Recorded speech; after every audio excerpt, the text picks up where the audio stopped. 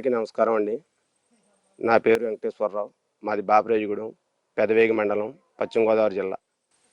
ముఖ్యంగా ఈ కోకో పంట గురించి చెప్పాలంటే, మనం ఒక ₹10 పెట్టి మొక్క తెచ్చుకుని ఎకరానికి ఒక 180 మొక్కలు కొబ్బరిలో అంతర పంటగా నాటుకుంటే మనకు ఒక 3 సంవత్సరాలకి ఇది ఆదాయం వస్తుందండి.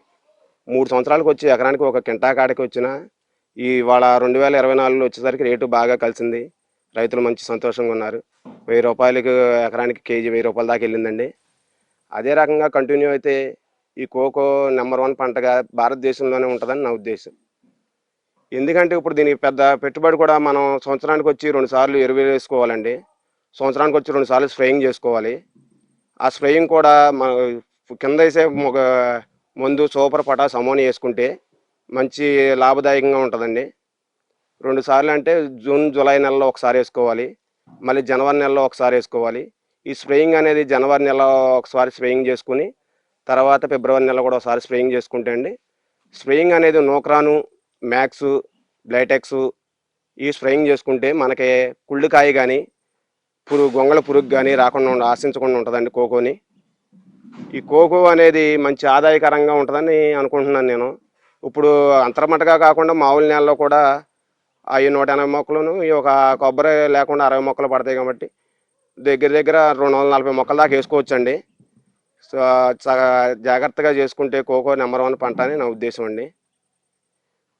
దీనికి వచ్చి మన ఎకరానికి వచ్చి ఒక 3 క్వింటాల దాకా అవుతాయండి.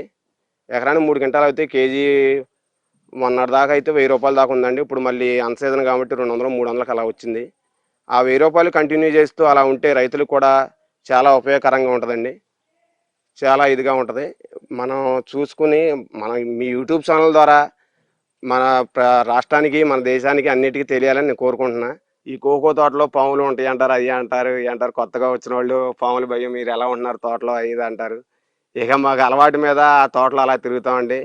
అలాంటిది ఏమి ఉండదు, దేవుడి దయ వల్ల ఏమీ లేదు. ఇక మామూలుగానే తిరిగేస్తూ ఉంటాం ఈ తుక్కులో పడి. శుభ్రంగా నీట్గా జూన్, జూలై నెలలో ఒకసారి చెరుపు తీపిచ్చండి, శుభ్రంగా నీట్గా తుడిపిచ్చేస్తాం. మళ్ళీ ఒకసారి జనవరి నెలలో చెరుపు తీసి తుడిపిస్తామండి. శుభ్రంగా నీట్గా ఉంటుందండి. జనవరి వచ్చేసరికి మన పూత పింద మీద ఉంటుందండి తోట. అప్పుడు ఒకసారి స్ప్రేయింగ్ చేసుకుంటే ఆ పూత పింద నిలబడి మనకు మంచు కురవకుండా ఉంటే ఇంకా మెరుగండి. మంచు కురవడం వల్ల ఏంటంటే పూత మాడిపోవడం, పింద నల్లబడిపోవడం జరుగుద్దండి. దానికి స్ప్రేయింగ్ చేసుకుంటే మంచి ఆదాయకరంగా ఉంటుందండి కోకో పంట.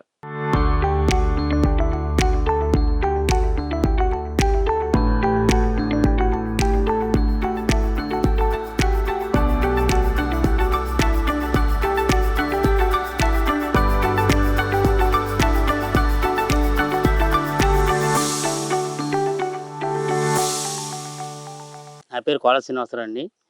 మాది బాపిరాజుగూడెం. ఈ కోకో మొక్క వచ్చేవాడు కొబ్బరిలోనే ఎక్కువ వేస్తారండి, పామాయిల్లో తక్కువ వేస్తారు.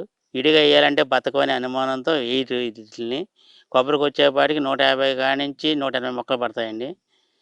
అదే విడిగా వేస్తే దాన్ని ఎండాకాలం దాన్ని జాగ్రత్తగా చూసుకుని 2 ఏళ్ళు 3 ఏళ్ళు జాగ్రత్తగా పెంచాలి.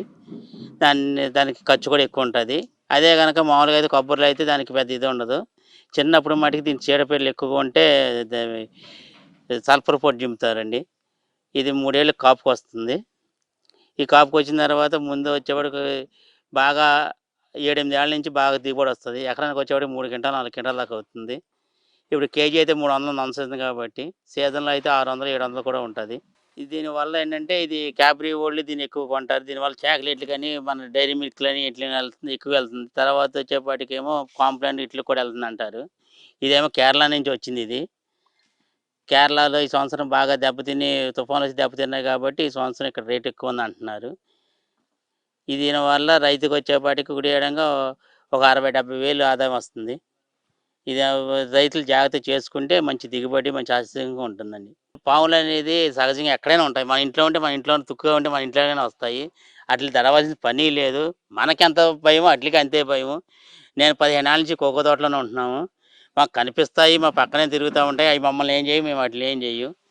అందువల్ల భయపడాల్సిన అవసరం లేదండి. పాముల గురించి అసలు తడవాల్సిన పనే లేదు. ఏంటంటే దీనికి ఎక్కువగా బలాల మట్టికి ఎరువు ఎక్కువ వేస్తారు.